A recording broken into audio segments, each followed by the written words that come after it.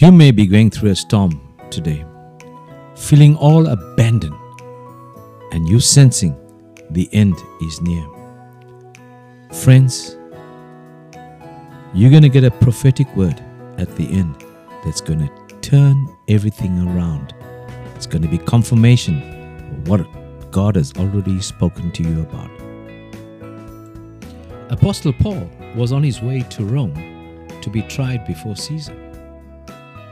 En route, his ship encountered a storm.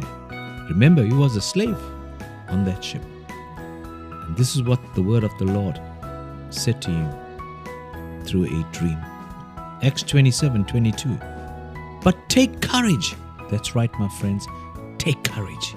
In the midst of your storm, just take courage. None of you will lose your lives. Even though the ship will go down. Remember, he was a prisoner on the ship with fellow prisoners and the Roman command.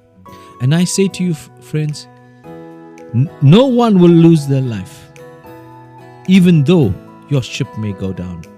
Verse 23, for last night an angel of God, to whom I belong and whom I serve, stood beside me. That's right, friends. And he said, don't be afraid, Paul, for you will stand trial before Caesar. That's right, that's the final destination. You will reach your destination. What's more, God, in His goodness, has granted safety to everyone sailing with you. In the midst of the storm, you have that assurance from God. Friends, and some people will abandon you in the storm, like the sailors tried to do on this ship in the midst and the height of the storm. And you may be feeling right now, the people closest to me have abandoned me. I got good news. You got to remain in the ship, in tune with God, in the presence of God. Again, Acts 27:30 says, then the sailors tried to abandon the ship. They lowered the lifeboat as though they were going to put out anchors from the front of the ship. That's right. Friends will come in and try to say this and that. Friends, be careful.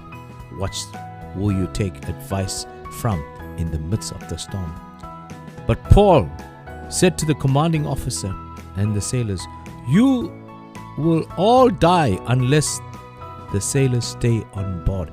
You got to remain connected with God, friends. And if you're feeling in whichever ministry you are, or maybe you're not even a Christian and feeling disconnected and abandoned, friends, text